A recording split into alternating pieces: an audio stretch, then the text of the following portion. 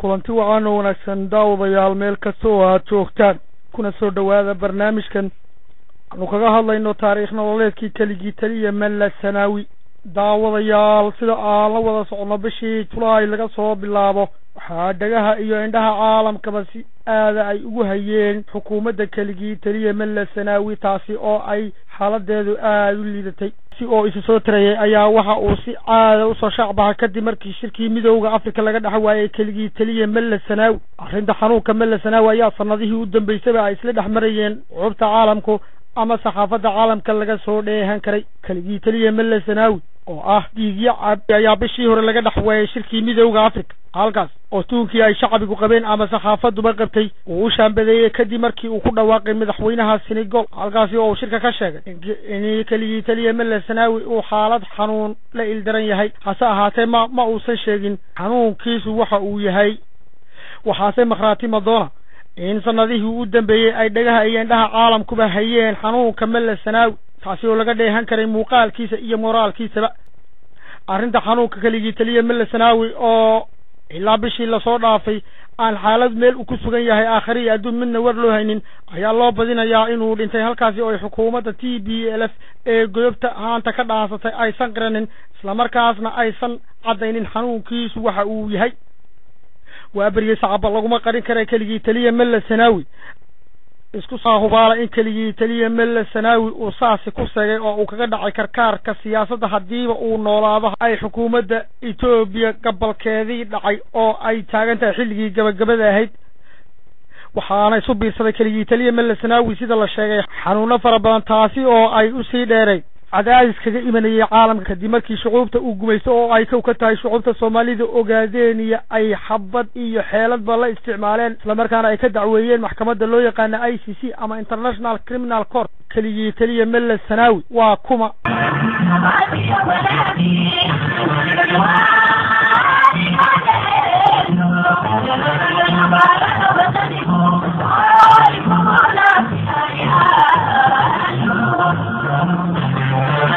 daawadayaal waxaa laga maarmaana in aan dib ugu noqono taariikhdii madoobeyd ee uu keligii taliya Malla Zanaawi soo galay keligii taliya Malla Zanaawi ayaa waxaa horey loo oran jiray oo ay waalidkiis u bixiyeen Lagesa Zanaawi waxa uu dhashay 8 May 1955 waxa uu ku dhashay magaalada Arwa ee gobolka Tigray keligii taliya Malla Zanaawi waxa uu ugu yaraa 3 wiil oo ay walaalo ahaayeen oo ka soo jeeda qowmiyadda Tigrayga aabihii waxaa la oran jiray Zanaawi Asresu hooyadiisna waxaa la oran jiray Alamash Jabralul oo ka soo jeeda qowmiyadda Eritrea keligii taliya Malla Zanaawi waxa uu dugsiga hoose ka dhigtay Queen of Sheba Elementary School oo ku yaala magaalada Arwa ee gobolka Tigray kadib waxa uu galay dugsiga sare ee General Ujeta High School oo Addis Ababa ku yaala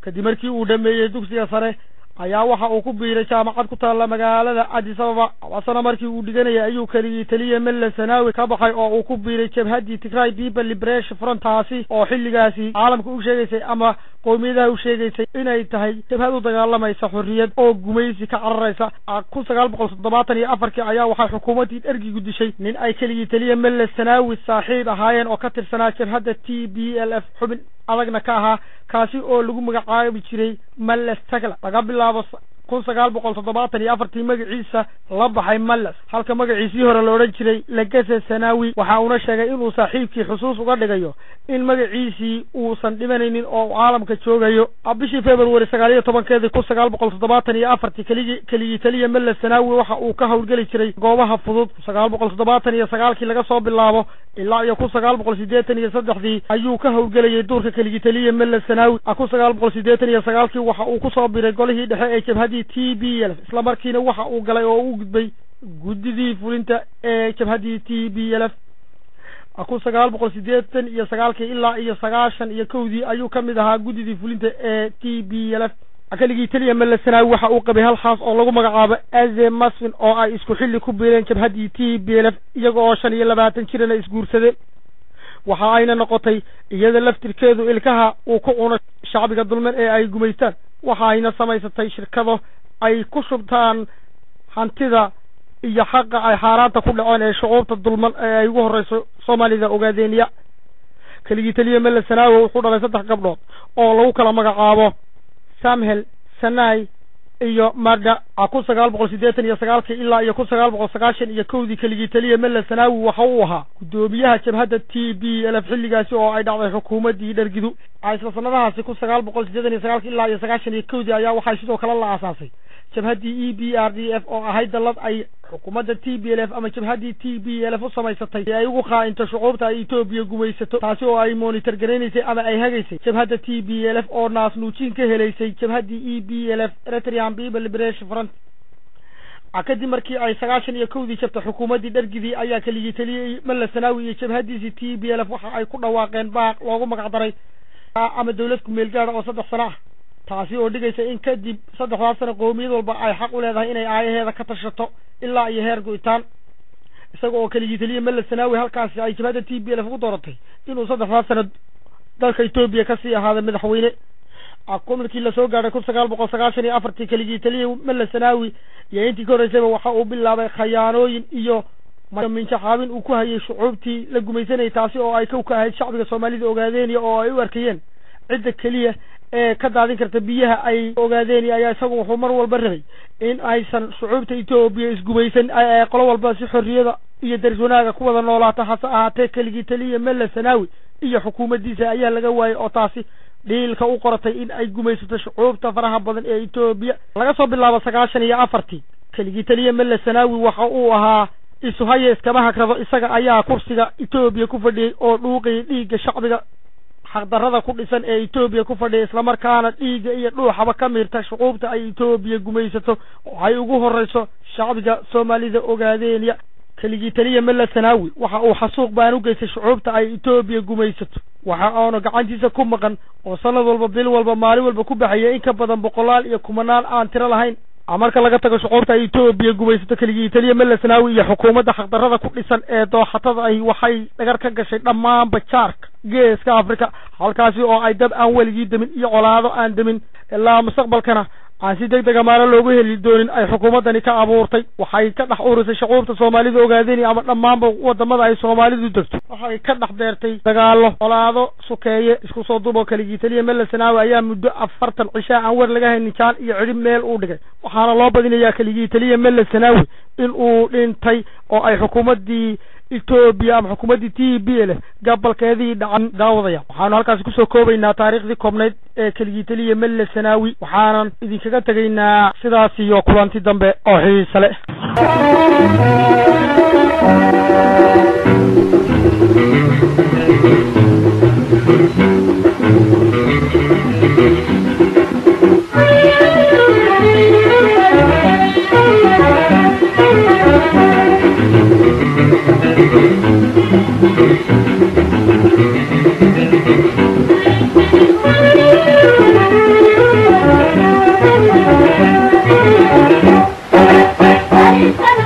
Ay,